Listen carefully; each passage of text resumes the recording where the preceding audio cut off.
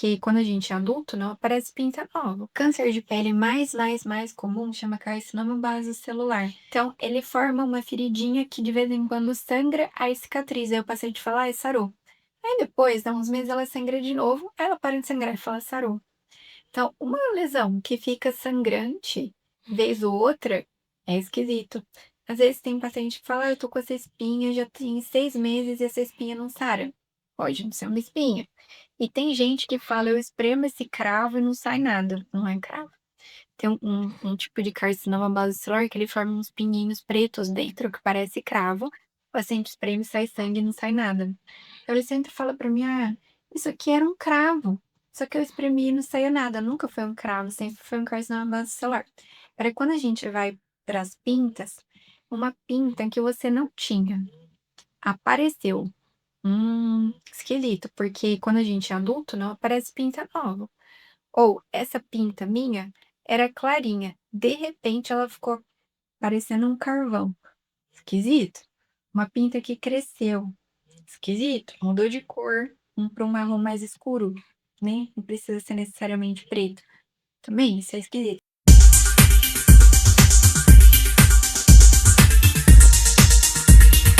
Vamos a mais um episódio do Saúde Sem Jaleco, o podcast que traz informação de forma simples, mas sempre com ciência e consciência.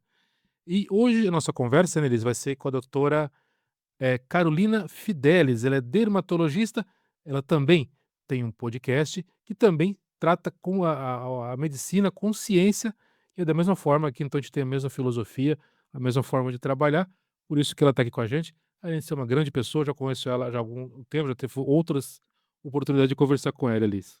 É isso aí, esse universo feminino aí. Hoje eu vou atacar cheia de perguntas. A doutora vai esclarecer todos esses mitos e verdades que a gente vê aí na internet. Eu tô cheia de perguntas. Então, tudo bem, doutora? Tudo bem? Ai, que delícia estar aqui com vocês. É um prazer. Eu adoro quando a gente faz os nossos programas. Gil, é sempre muito agradável. E tô super feliz de estar aqui com vocês dois. Então vamos lá, já vou começar com uma polêmica. Vai, põe na mesa. Eu vou começar com a polêmica que eu sei que ela já vai. Eu vou levantar a bola para ela chutar A numa gente já polêmica. conversou. Foi a pergunta que eu fiz pra você hoje? Não, não, é Não, outra então é coisa, outra. né? Então vamos. Essa eu guardei aqui no coração. Então vai. Doutora, é importante usar sabão para tomar banho, sabonete? Então, não. Na verdade, sabonete só axila, genital e pés. O resto não pode passar sabonete. Quando a gente passa sabonete, a gente tira o cimentinho natural da pele e ela fica muito desprotegida. É só a gente até observar quem trabalha muito pondo a mão na água com detergente, que vai dissolvendo a cutícula, vai entrando um monte de micro-organismo ao redor da unha e a unha de quem mexe muito com sabão vive inflamada, a pontinha do dedo. A mesma coisa o sabonete. Então, ele tira a camadinha protetora e facilita a entrada de micro-organismos. Então, a gente só pode lavar onde tem cheirinho, axila, genital e pés. Eu até gosto de usar um exemplo para quem é antigo, já deve saber mais ou menos como fazia sabão em fazenda. A gente pegava banha de porco e punha soda cáustica. Então, se a gente pegar um tacho de soda cáustica e enfiar na nossa mão, não corrói? Não é porque eu tenho alergia da soda cáustica, é porque ela é corrosiva.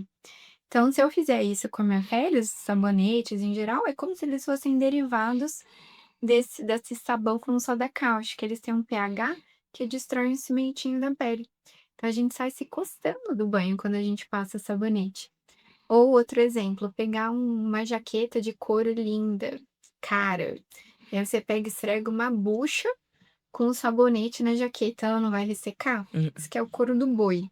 Imagina fazer isso no nosso corinho. Você acha que vai dar polêmica isso ou não? Vai dar polêmica. Vai dar polêmica. Só uma notícia que você tinha que tomar banho com sabonete? Sabonete. Esfregar bastante. Bucha. Bucho. Bucha vegetal, o corpo inteiro. Esse é um cimentinho que tem na pele, ele é importante. Até quando a gente vai lavar a louça, a gente põe água quente, não sai melhor? É a mesma coisa na nossa pele. Se toma na água quente, é aí que sai o cimento mesmo. Olha só. Vai lá, Elis. E você fala dessas regiões. E para fazer a limpeza da face, que a gente tem os sabonetes, esses sabonetes eles têm uma formulação diferente, são especiais? Pergunta. Então, assim, aí a gente vai de acordo com o tipo de pele. Tem paciente que se lavar só com água tá suficiente, então só tira o protetor solar no banho com água, porque a pessoa tem a pele seca e tá suficiente. Quando a pessoa tem um outro tipo de pele, a gente pode usar um sabonete que tem ácido salicílico para fazer esse controle de acne. Então pode acontecer e essa pele não vai ficar tão sensibilizada. Agora, se a pele já for seca, a gente tem que usar esses sabonetes que não tem sabão. Que são um tipo que chama Sindet, é uma loção de limpeza hidratante, ou um gel de limpeza, todos que não têm um sabão na composição.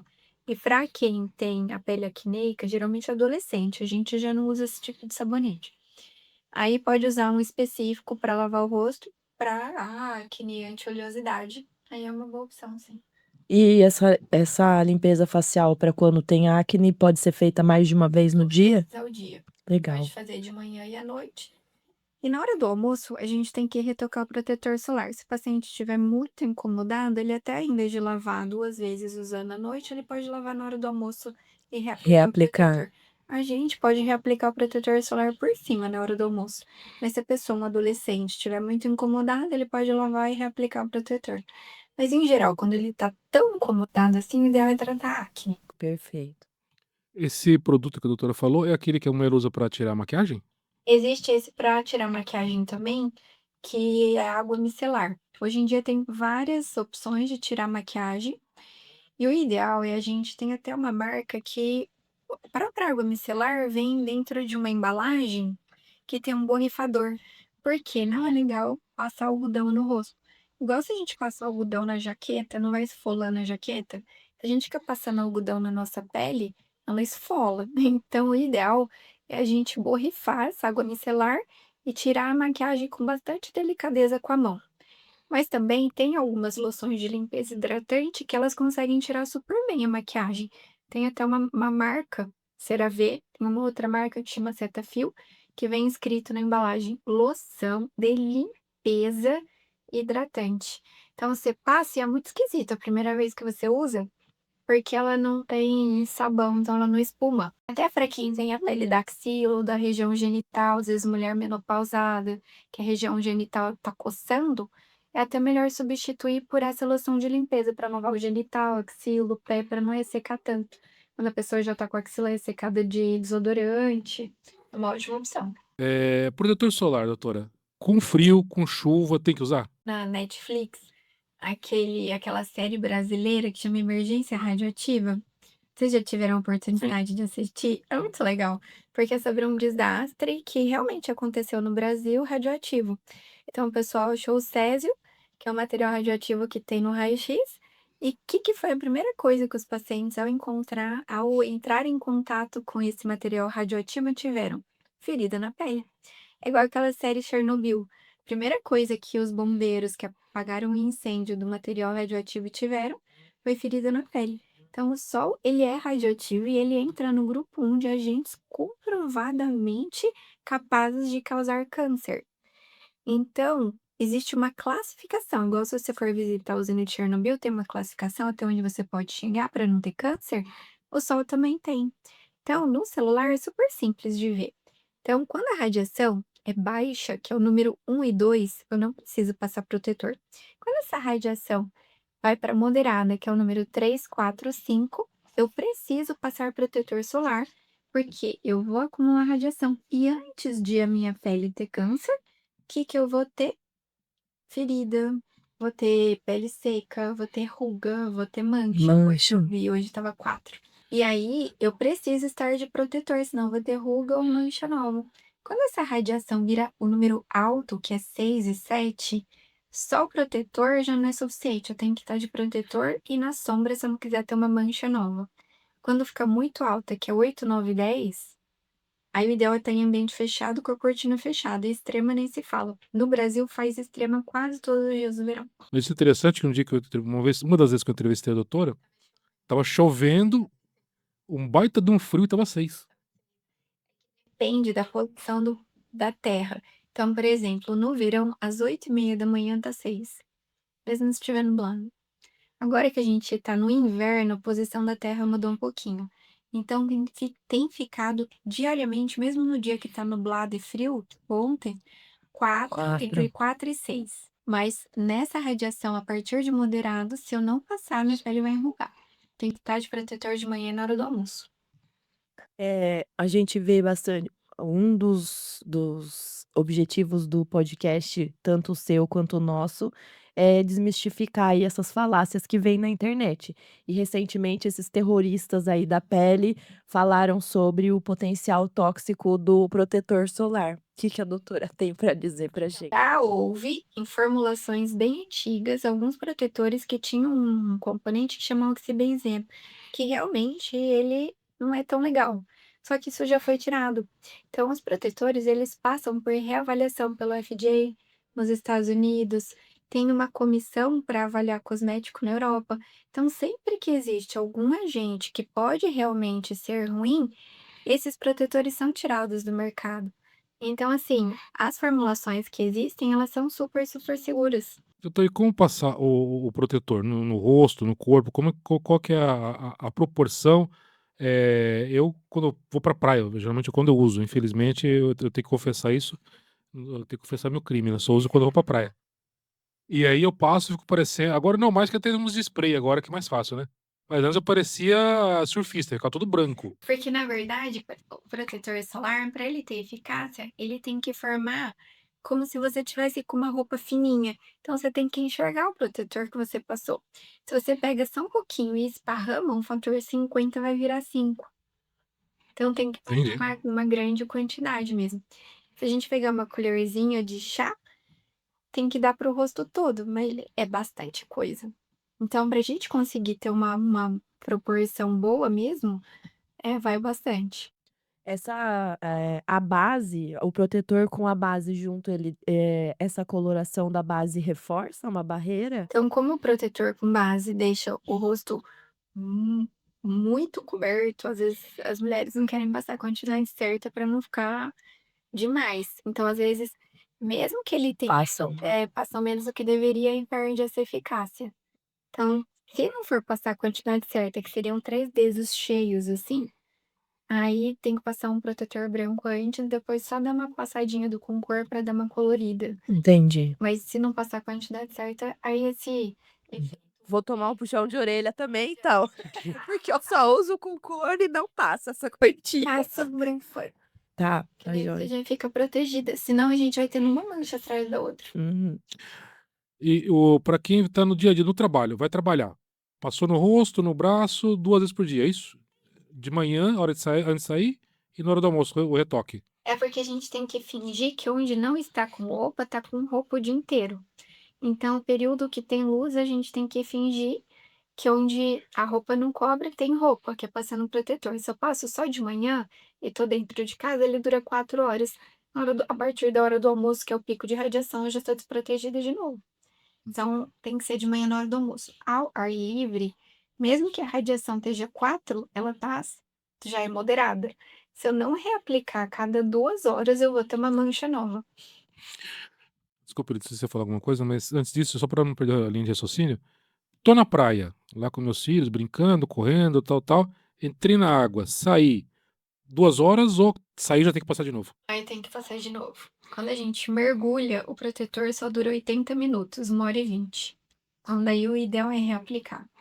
O que eu até recomendo nesses períodos, assim, passar muito protetor, tem uma marca da farmácia Pague Menos, não é o Mercado Pague Menos que tem aqui, é uma rede de farmácia igual tem Raia São Paulo, que eles têm um protetor próprio. Igual acho que na Raia, eu acho que eles têm o Uma linha, né? Uhum. mas na a Pague Menos tem o Dalf.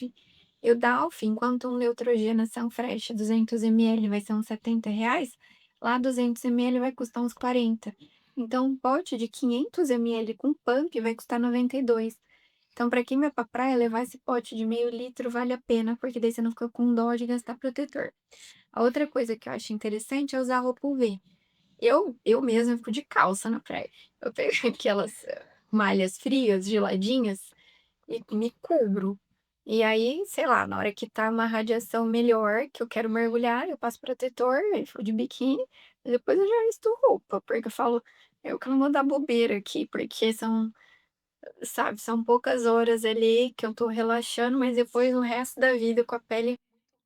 Pele ruim e pode ter de um câncer de pele. exatamente. Doutora, a doutora falou sobre essa exposição, né, eh, e essa moda que voltou dos bronzeamento artificial? Então, o bronzeamento artificial, ele tem o potencial de causar câncer até superior, porque tem de envelhecimento precoce absurdo. Porque na câmara de bronzeamento artificial é a radiação UVA.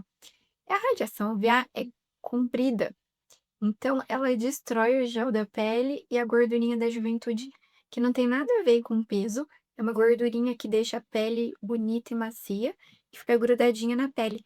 Essa radiação UVA que é comprida, ela atinge a pele e destrói o gel da pele, ela fica seca permanentemente. Por isso que depois de uma certa idade, não pela idade, mas pelo acúmulo de radiação, você pode se hidratar e parece que ela continua Não seca, penetra. porque perdeu o gel. Quem confere hidratação para a pele é esse gel, e essa radiação UVA, ela detona esse gel. Isso é científico, não sou eu que tô falando, isso é comprovado por biópsia de pele. Então a pele fica murcha. Pode ver que quem mora em praia, você vai ver a mulher parece bonitona de longe, quando você chega perto, ela É um aspecto envelhecido. ela é inteira muito velhinha, que você nem tava naquela, você tava achando que ia ser nova, mas aí quando você olha a pele, você leva um susto. Doutora, a ação pro câncer de pele, ele não acontece da noite para o dia. Quanto tempo de exposição diária? Existe alguma matemática nisso, de exposição diária, e depois de quanto tempo vai chegar?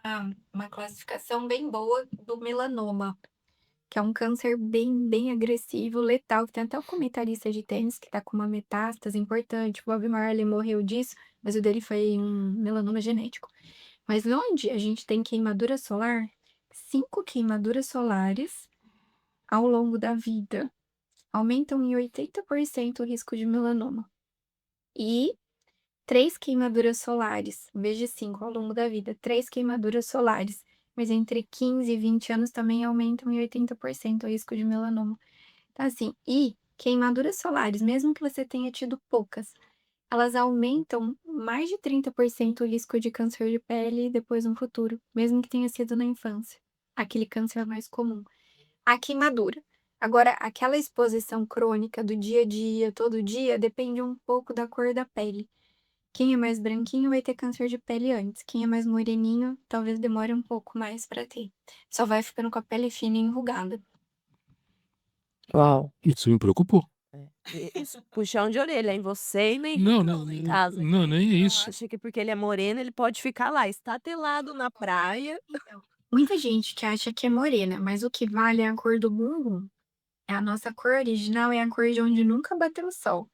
Então, eu tenho pessoas que são uniformemente morenas. Aí, quando eu vou examinar o bumbum para ver, completamente diferente da cor original. Quanto mais longe eu tô da minha cor original, mais problema de pele eu vou ter no futuro. Mais a minha pele vai ser muito seca, muito enrugadinha. É problemática. A doutora falou um negócio que me preocupou. Quando eu tinha 30 anos, em 2000, 40 anos, eu fui pra Maceió. E eu andei, acho que umas 4 horas no sol, sem protetor solar.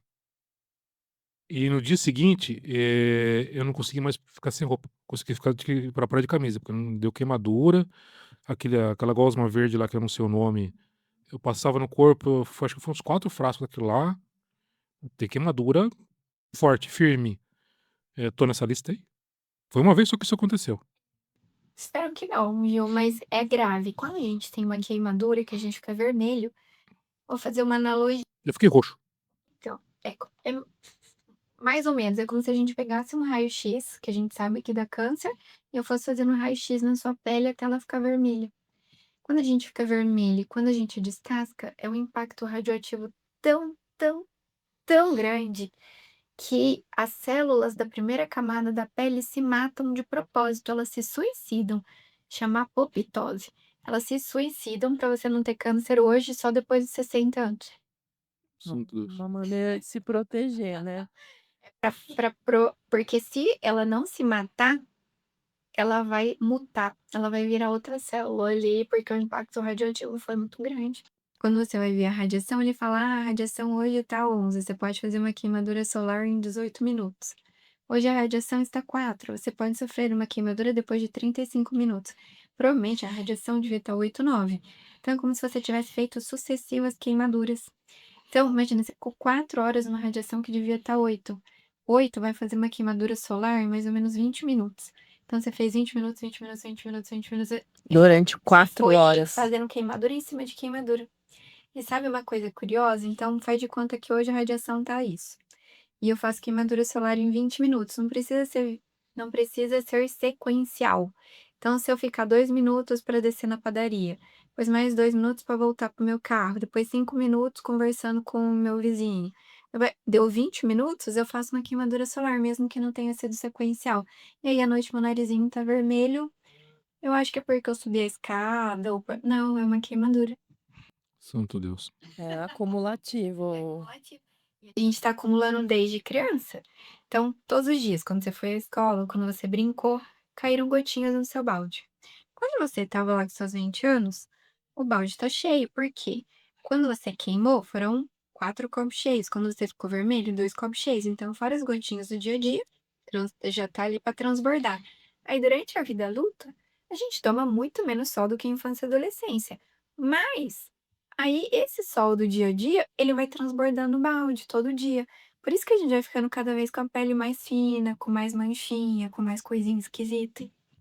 A proteção para o couro cabeludo seria o ideal o chapéu, né. Tem alguns shampoos que tem alguma coisa, mas acho que também entrou na água, sai e já era, né.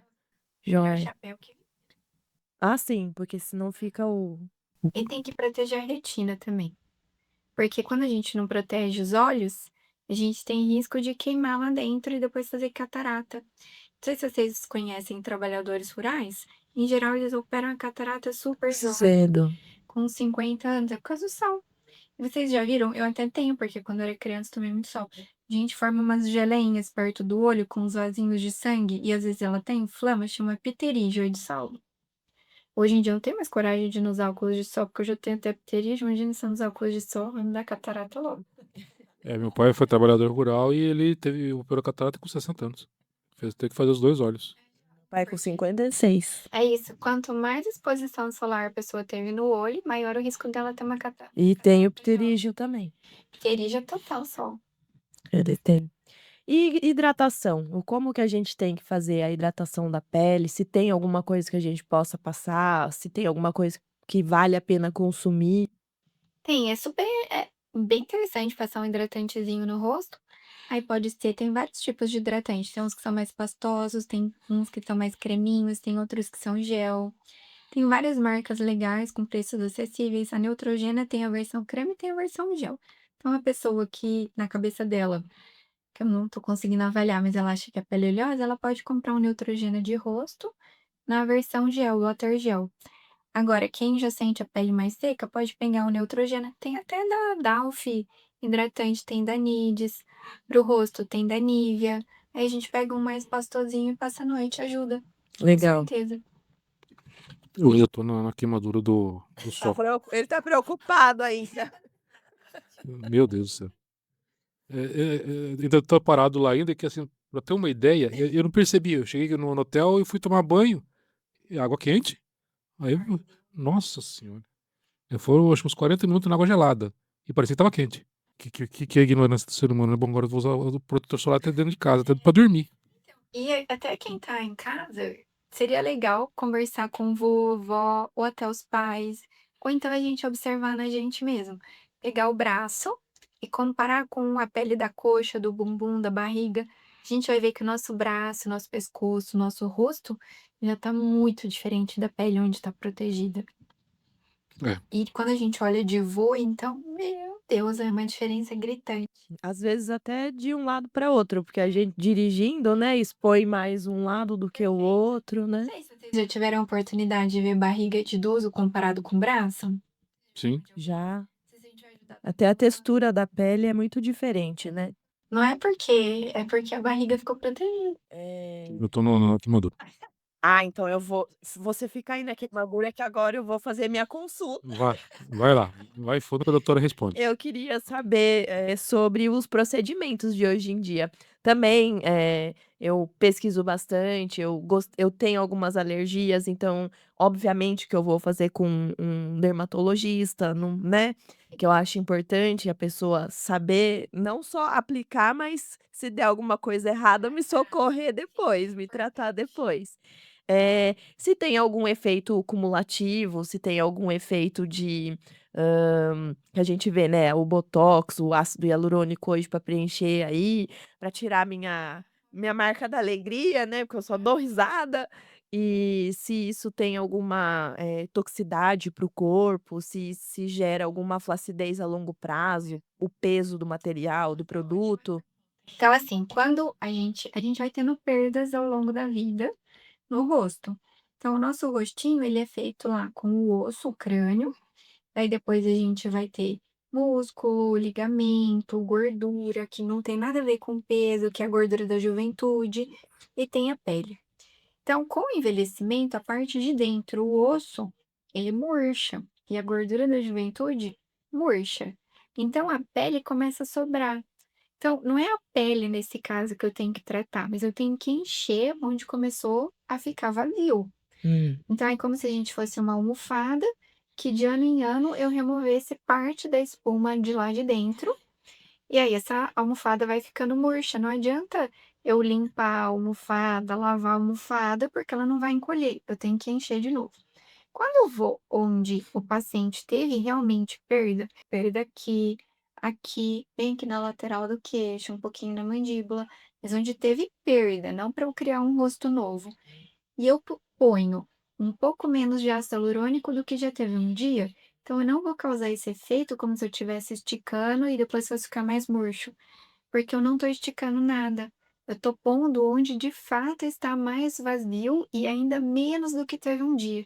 Então, assim, a gente vai conservando a anatomia do rosto original, mais próxima do que já foi, sem mudar. Agora, se eu fizer uma receita de bolo, todos os pacientes eu tenho que fazer ponto aqui, ponto ali, nananã, aí eu posso de fato mudar essa anatomia e depois isso causar algum problema. Uhum. Então fica o recado, é você que vai fazer esse tipo de tratamento, cada um com seus problemas, mas faça com especialista, com quem entende, com quem estudou para isso. Não vá naquele Zé da esquina que acha que sabe fazer. Vai em quem entende, quem estudou, quem pesquisou, quem usa ciência para fazer as coisas, para depois não se arrepender lá na frente. E além do que, quem faz esse tipo de tratamento tem o suporte para te dar depois. Exatamente. Depende do especialista ou a profissão que você vai, não tem o suporte para te dar depois, e aí a vida pode complicar. Perigo imediato. Então, por exemplo, acabei de fazer um preenchimento com ácido hialurônico. Quais são as minhas complicações agudas? A complicação aguda é o ácido hialurônico ir no vaso de sangue e obstruir o vaso de sangue. Então, por exemplo, faz de conta que você quer dar descarga, mas essa descarga entupiu. Não vai fluir a água por ali, vai começar a juntar água ali na privada, não vai ter jeito, você vai ter que desentupir para ir.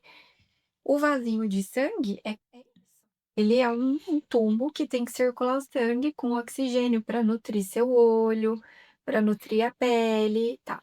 Se eu injetar ácido hialurônico dentro do vaso de sangue, ele pode caminhar por esse vaso de sangue e ocluir a chegada de oxigênio para o olho e eu ficar cego. Então, uma das complicações do preenchimento de ácido hialurônico é cegueira. E as principais áreas que podem causar cegueira é quando preenche, não com botox, mas com ácido hialurônico, a ruga de bravo e aqui o dorso do nariz. Inclusive, eu tenho um amigo oftalmologista que já chegou na clínica dele cegueira e tem outros colegas de São Paulo que chegam uns 3 casos de cegueira, assim, quase todo mês, por preenchimento indevido de ácido hialurônico no vaso de sangue. Eu tenho uma grande amigona que se cuida super, e ela fez um peeling de fenol, na época que estava no auge do peeling, só que ela só foi descobrir a alergia na hora que fez. A sorte que era um médico em São Paulo extremamente competente, e na hora mas assim, mal acabou de pincelar, o negócio já começou a formar aquela descamação que é o efeito de algo inchou, ela edemaciou ou seja, o caos. Exato. E aí a sorte que o médico extremamente competente, procurou um profissional adequado, então ele conseguiu reverter a situação ali. Mas eu falo assim, a gente tá, eh, colo Isso. Com certeza, é isso que eu ia falar, mas se você não tá com um profissional que sabe te dar o atendimento pós-aplicação, né, então assim, eu acho a su Aumenta. o risco aumenta muito mais. Olha, no centro cirúrgico, tem um centro cirúrgico tipo 1 para cirurgia pequena, então a gente tem um carrinho de parada, então tem carrinho de parada, tem aquele para fazer Desfibrilador. desfibrilador, que é para dar um choque, para quem não sabe essa palavra. Dá para entubar até chegar o suporte do SAMU ou de outra ambulância. Só que no meu próprio consultório, eu já tenho a caixinha com adrenalina, com corticoide, com tudo, porque se der algum choque anafilático por qualquer motivo, tem adrenalina ali. Então, é uma coisa que a gente precisa dar suporte. É, por isso a importância de estar indo num profissional, né, Gil, que a gente sempre reforça aqui, traz os profissionais. Mas Exatamente. a injeção de ácido hialurônico, quando corre tudo bem, na verdade, ela rejuvenesce. Porque assim, tem aquele volumezinho daquele gelzinho que tá ali, mas ao mesmo tempo, tem um monte de artigo científico que fala onde você coloca aquele ácido hialurônico, ele cria um ambiente adequado para o rejuvenescimento das células. Então, por exemplo, tem uma célula super bonitinha que parece uma estrela do mar. Ela fabrica colágeno, ela fabrica uma outra coisa muito boa que chama fibra elástica, e ela vai ficando murcha. Depois que a gente faz o ácido hialurônico, meses depois, eles fizeram nova biópsia de pele e olharam essa célula no microscópio. Ela já estava uma estrelinha bonita. Então, onde a gente injeta, a gente tem vários benefícios, não só de acrescentar um volume ali, mas também de ter um rejuvenescimento da região. E o interessante é que existem vários tipos de ácido hialurônico. Tem uns que são durinhos, que eu imito osso, tem outros que são macios, que eu imito gordura da juventude. Tem outros que parecem uma água. Na hora que eu faço assim com a seringa, ele cai parecendo uma água, para eu colocar embaixo de onde a pele tá com uma dobrinha. Então, por exemplo, eu quero imitar o osso daqui, que aqui deu uma murchadinha, eu tive uma perda óssea e uma perda de gordura da juventude. Eu posso pôr uma agulhinha lá embaixo e fingir com ácido hialurônico durinho que meu osso voltou para a posição certa. E depois eu pego um ácido hialurônico mais maciozinho e faço uma cobertura como se eu repusesse a gordurinha da Na juventude que eu perdi bochecha. na bochecha. Agora, por exemplo, eu tô com uma ruguinha num lugar muito específico aqui da minha bochecha, que é a pele. Eu posso pegar esse, que é tipo uma aguinha, e colocar logo abaixo da pele para fingir que a pele ali deu uma engrossadinha. Então, tem várias coisinhas interessantes que a gente pode fazer para melhorar. Essas aplicações, elas podem ser feitas no que a vulgarmente conhece como pé de galinha também? Sim, aí no pé de galinha a gente vai colocar uma toxina que paralisa o músculo, que chama toxina botulínica, que tem várias marcas, é tipo Bombril e anjo Sim. de aço. Uhum. Então a gente chama de botox, mas o nome é toxina botulínica. Então, ali o músculo tá toda hora fazendo assim, ó. Então, o que que vai acontecer na minha pele? Ela vai quebrar, vai ter uma fratura da minha pele, e aí aquele pé de galinha pode ficar permanentemente marcado. Então, eu vou lá, aplico a toxina botulínica para esse músculo ficar mais fraco e parar de vincar minha pele. Dura 4 meses, não é que ele vai durar congelado 4 meses, deu 4 meses, puf, voltei a mexer. Não, ele vai perdendo a ação. Aí eu preciso fazer de novo, porque ele vai voltar mais forte? De jeito nenhum. Então, é a mesma coisa quando eu engesso meu braço, porque eu quebrei, quando eu tiro o gesso, meu músculo do braço quebrado vai estar mais fino do que o outro músculo. Então, conforme eu vou fazendo a toxina botulínica, eu vou tendo menos ruga na testa, na ruga de brava e no pé de galinha. Então, não é interessante, é bom. Se eu fizer uma vez por ano, depois de 10 anos, são 40 meses a menos de eu contraindo essa musculatura. Então, eu vou ter menos ruga daqui 10 anos se eu fizer uma vez por ano. Mesmo que eu não faça 2 ou 3 vezes por ano, uma vez por ano já me ajuda. Tem investimento. É um investimento. É. Aí quando tiver lá na frente, assim, aí o liftzinho, né? É isso aí. Eu sou cirurgiã plástica, né? Mas eu indico muitos pacientes para cirurgia. Porque é a mesma coisa, dependendo do conteúdo que você perdeu dentro. Então, se sua almofada sobrou muito pouca espuma, é impossível eu repor isso, porque já mudou o formato do crânio, já mudou muita coisa. É muito mais fácil eu recortar essa almofada e deixá-la mais adequada para o volume que sobrou de espuma.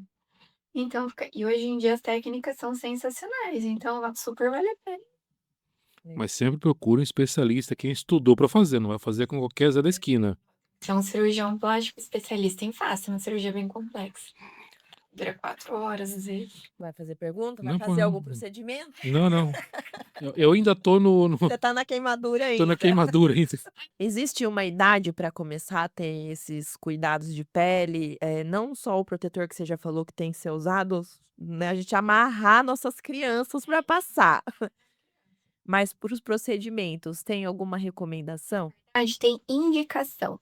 Então, por exemplo, você pega um paciente que é atleta, que maratonista e que correu no sol a vida inteira, que tá com 29 anos, 28 anos, ou um jogador de futebol que corre no sol sem protetor solar 10 horas por semana, até mais. Ele vai estar com a testa muito cheia de ruga, provavelmente. Então, assim, aí esse paciente tem indicação. Agora eu vou pegar uma mocinha que nunca teve exposição solar, que foge do sol igual o diabo foge da cruz, que passa protetor solar, que não tem nada de ruga. Por que que eu vou fazer botox nessa mocinha? Então, assim, depende da indicação. Não tem exatamente idade, sabe? Tem indicação. Perfeito. É isso daí. Doutora, falando ainda da questão do sol, eh, não, eu esqueci do meu caso, estava brincando até agora, tô enchendo as paciência, mas a exposição ao sol, ela vai com a evolução até chegar ao câncer? Vai aparecendo mancha, vai dando sinal?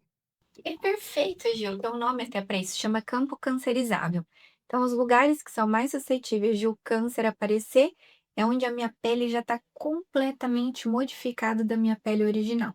Então, eu vejo aquele rosto que está entupido de mancha circular marrom, que está cheio de ruga, que tá com uma textura extremamente alterada, é muito mais fácil eu ter um câncer de pele ali. Então, quanto mais alterada e esquisita tá minha pele em relação à minha pele protegida, mais chance de ali realmente ter uma transformação maligna. Chama campo cancerizável esse tipo de ambiente de pele esquisita. Quais os sinais de alerta que a gente tem que ficar? Além do se cuidado com exposição ao sol, o que que eu posso reparar, por exemplo, se eu tenho alguma pintinha e mudou alguma coisa? Câncer de pele mais comum chama carcinoma basocelular. E ele muitas vezes aparece como uma Que é o perigoso. esse é Hum. maligno, tem que operar, mas ele não mata. Bom, então ele forma uma feridinha que de vez em quando sangra, aí cicatriza. Aí o paciente fala: "Ai, sarou". Aí depois, dá uns meses, ela sangra de novo, aí ela para de sangrar e fala: "Sarou". Então, uma lesão que fica sangrante vez ou outra é esquisito. Às vezes tem paciente que fala: "Ah, eu tô com essa espinha já tem 6 meses e essa espinha não sara".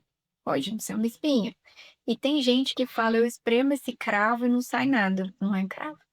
Tem um tipo de carcinoma basocelular que ele forma uns pinguinhos pretos dentro que parece cravo. O paciente espreme, sai sangue e não sai nada. Então ele sempre fala pra mim: "Ah, isso aqui era um cravo, só que eu espremi e não saiu nada". Nunca foi um cravo, sempre foi um carcinoma basocelular.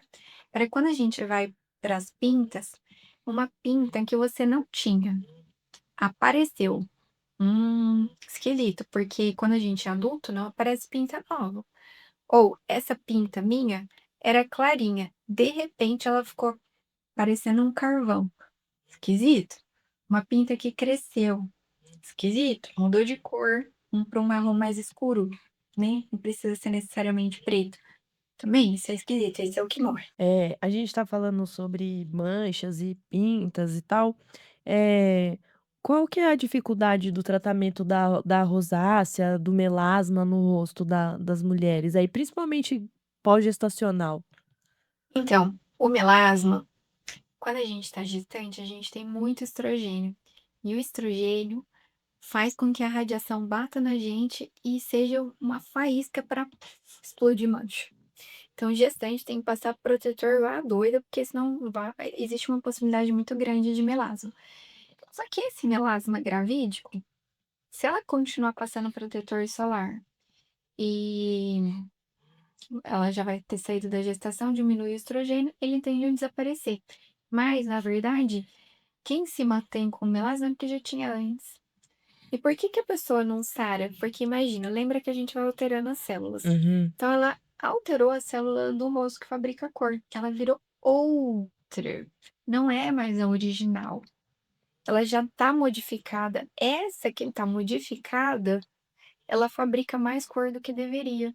E como ela é uma célula inteligente, ela manda avisos na corrente sanguínea. Então, a célula que fabrica a cor da sua mão, se bater radiação ali, ela vai fabricar um sinal que vai para sua corrente sanguínea avisar do rosto, mesmo que o rosto esteja de protetor, que você está em perigo. Aí ela já é doida, porque ela já fabrica mais cor do que deveria, ela derrama. Então, o maior problema do tratamento do melasma é porque as pessoas só passam protetor no No rosto. rosto. Se você não passar no peito do seu pé, no seu pescoço, na sua orelha, na sua mão, onde tiver de fora, não vai regredir. Eu tenho vários pacientes que regrediram melasma. Mas por quê? Passaram protetor solar onde a roupa não cobre. Dá uns 2 anos, o melasma desaparece. Olha, que legal. Voltando ainda do tema protetor solar, existe para rosto e para o corpo, mas pode usar o do corpo no rosto? Tem alguma diferença? De claro que pode, é tudo a mesma coisa. A diferença é que esses frasquinhos que têm o protetor específico para rosto, em geral, eles têm uma cosmética menos oleosa. Entendi, entendi. Quando a gente vai, fazer, no banho, a gente olha a diferença de tonalidade. Por exemplo, na gestação eu fiquei com as dobras mais escuras, né, mas tem alguns tipos de mancha que não clareiam, que tem correlação com a resistência insulínica também. Então, ela é só o controle da glicemia que vai fazer. Quem tem acantose nigricans, em geral, a glicemia é normal. Na verdade, é só a pessoa que está com a insulina alta. Então, toda vez que a minha insulina está alta, eu posso ter acantose nigricans, que é uma mancha acastanhada, aveludada, que dá em área de dobra, axila, virilha e pescoço. Então, isso geralmente surge quando eu tô gastando mais insulina do que eu deveria. Então, eu tenho que fabricar só o suficiente de insulina diariamente para tirar o açúcar do meu sangue. Quando eu tô com sobrepeso, o sobrepeso ama insulina. Aquela gordura, ela chupa a insulina. Então, todo dia eu vou dispensar mais insulina do que eu deveria. Então, essa insulina alta no meu corpo faz a pele se proliferar de modo acastanhado nas áreas de dobra, axila, virilha, dobrinha de abdômen, pescoço. E aí, não tem creme para isso. A partir do momento que eu trato essa minha resistência à insulina para o que eu tenho de insulina ser suficiente para tirar o açúcar do meu sangue sem eu ter que gastar um monte, a insulina normalizando, eu melhoro. Eu até vejo vários pacientes que às vezes têm insulina alta e não querem tomar o Glifage, que é a metformina, é um erro, porque você está deixando de poupar sua insulina. Quando você usa a medicação certinha, você faz com que um pouquinho de insulina passe a ser suficiente. E aí você poupa a sua insulina para o resto da vida. Se você ficar gastando, gastando, gastando, você vai virar diabético e vai ter que injetar insulina, muito pior. Tô conversando com a doutora Carolina Fidelis, ela é dermatologista, tá trazendo aqui vários esclarecimentos pra gente, sempre com base em ciência, tudo com comprovação científica o que ela tá falando, e é uma conversa muito importante. Mais alguma dúvida aí, Elis? Ai, vamos falar um pouco dos cabelos, tá bom? Vai embora, aproveita. Ai, hoje eu tô aqui, ó, extraindo a essência toda, com essa voz rouca, mas eu falei: "Eu vou extrair ao máximo". Depois ela manda nota fiscal, fica tranquilo. Tô brincando. A gente vai lá fazer uma visita, você não tá sabendo, é muito legal. É.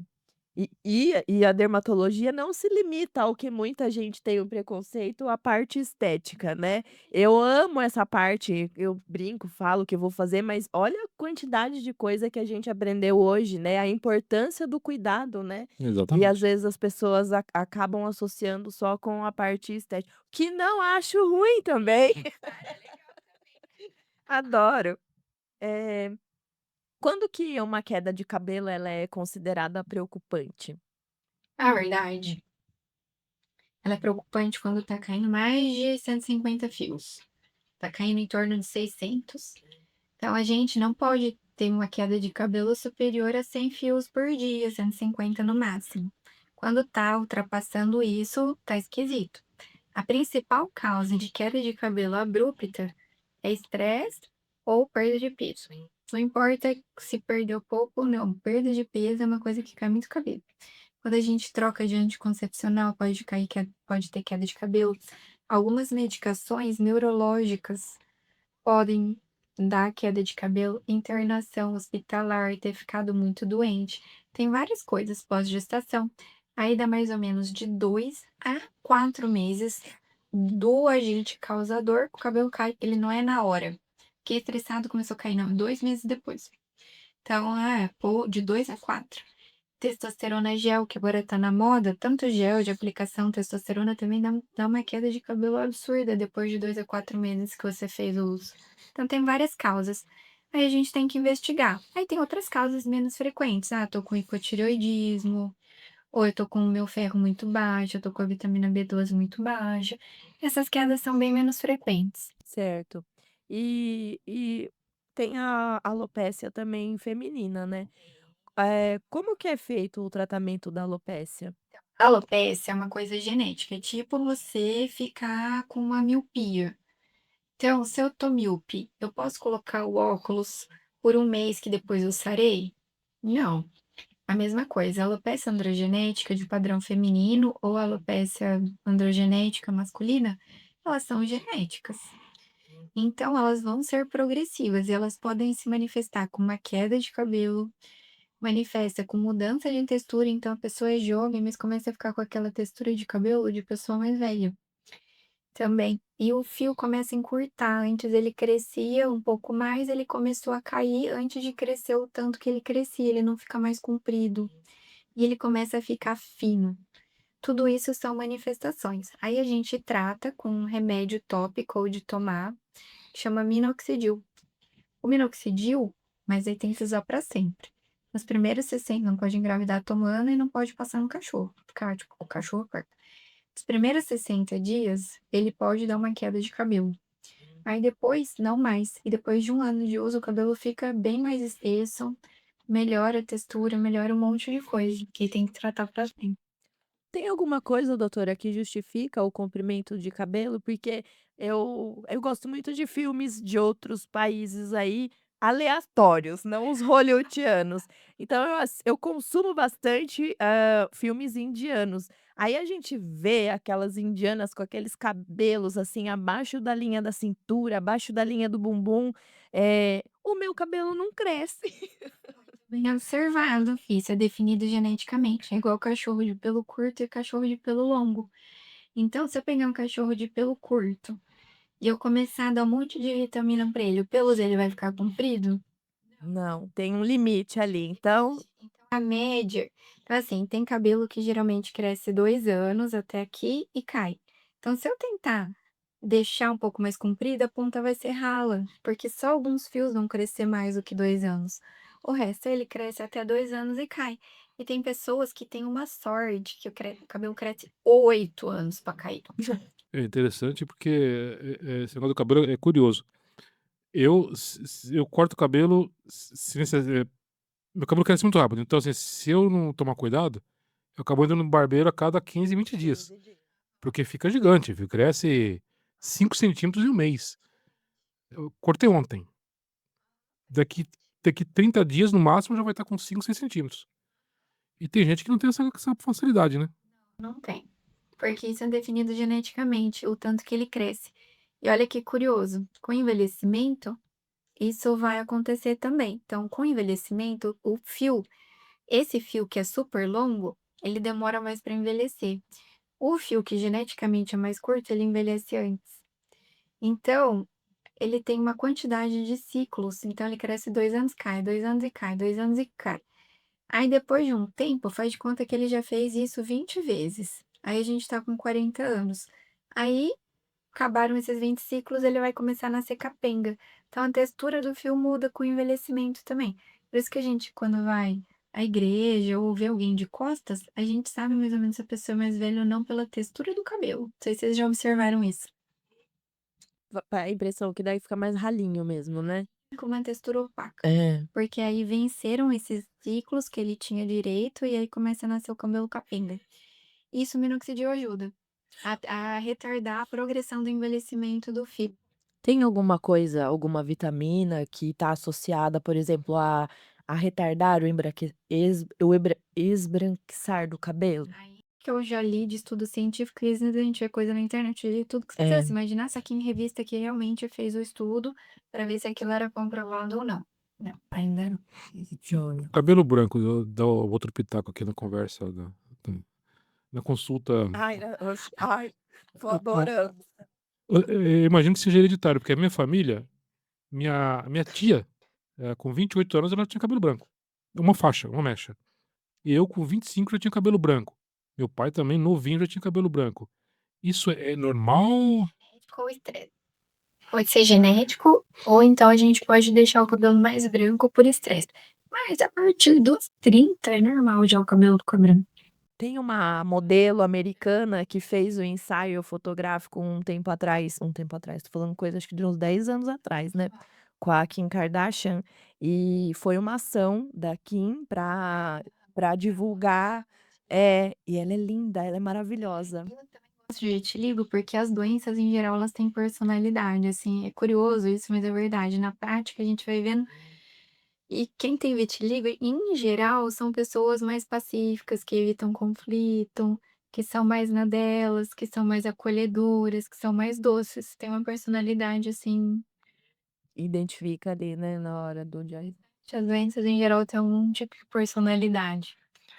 Ai, eu acho que a gente vai ter que marcar uns 4 encontros ainda. Bom, depende da agenda do doutor. Ai, com certeza. Se Ela, ela tiver disponibilidade, ela que, curiosidades eu não vou aqui. dizer que é o dia da semana, porque é invasão de privacidade, mas ela tem um dia da semana que ela está disponível período da tarde, correto? Eu não vou dizer o dia, A então gente assim. E eu já vou, pegar um monte de pergunta com as amigas também, porque eu sei que vão vir todas. Então, por enquanto, vamos encerrar. Vamos lá. E a gente marca um outro horário com a doutora outro dia para falar de mais alguns outros temas. Com certeza. Dentro daquele dia que você já Agradeço sabe. demais as consultas, todas as minhas dúvidas, as minhas curiosidades, e espero que tudo que eu tenha pesquisado também sirva para vocês aí de casa. E procurar, gente, profissional de confiança igual a doutora Carol, não vão fazer procedimento em qualquer lugar, gente, por favor. A gente não vai citar profissões aqui, mas tem profissões que estão fazendo coisa que não deveriam. Por um curso de final de semana, vai lá e começa a aplicar Exato. coisa. A gente não queria falar, mas não vou falar o nome da profissão. Algumas profissões, né? Ela começa a aplicar coisa no rosto das pessoas. A doutora não vai falar nada sobre isso por uma questão ética, evidentemente. Mas a gente pode falar. Tá errado. Tem que procurar quem estudou, quem batalhou, quem pesquisou, não é quem fez um curso de final de semana. Bom, eu não entregaria meu rosto para quem fez um curso de final de semana para ficar enfiando agulha no meu rosto. Né? Né? Pelo amor de Deus. Para entregar para alguém que já passou 6 anos na faculdade, mais 3 ou 4 de residência, já tenho medo. Imagina que ficou um final de semana fazendo um cursinho. Pelo amor de É Deus. isso. Doutora, muito obrigado. Em breve conversaremos novamente. Ai, eu adorei, eu É, adoro vir, gente, um prazer. Inclusive, mandem dúvidas, questões. deixa a rede social, né, Claro. Gil? Se quiserem me adicionar, é Carol Fidelis Dermato no Instagram. E vai ser um prazer, deixem as dúvidas para o nosso próximo podcast. Eu amei estar aqui, muito obrigada pelo convite. Nós que agradecemos muito, muito, muito. Lembrando que o currículo completo da doutora estará na descrição, aqui embaixo. Então você vai poder acompanhar. A gente não falou aqui para otimizar o tempo. Mas vai estar na descrição aqui embaixo, junto com as redes sociais dela. Você pode conversar com ela lá, bater papo lá no Instagram dela, mandar direct que ela responde. Eu garanto que responde. Ela dá muita dica lá no Instagram dela. Deu várias hoje, gente, inclusive marcas e tudo, né? E é barato. Eu vou contar um segredo. A primeira vez que eu entrevistei a doutora, ela falou desse produto. Minha esposa foi lá e comprou, e é barato mesmo. E torrou na praia. Foi assim, as crianças ficaram uma semana na praia. Foi ótimo, foi tudo lambuzado. E tava com a camisa. Aquela camisa. Na hora que você falou da areia, eu fiquei pensando já no protetor com a esfoliação, acabando a carreira. Foi Daí- isso que eu dei risada. Não, mas a técnica com as crianças é colocar a camisa. Porque aí não vai virar o croquete lá, não vai pegar na pele. Mas a minha esposa passa por baixo da roupa, lá, malha. da malha, Tô vendo. e põe Mas foi um tubo desse daí de 500 ml, né? E baratinho lá, muito, muito bacana. Doutora, obrigado e em breve a gente volta a conversar.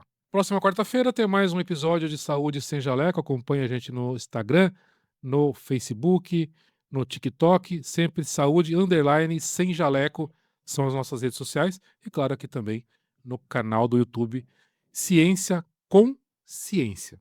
Obrigado e até a próxima. Até mais.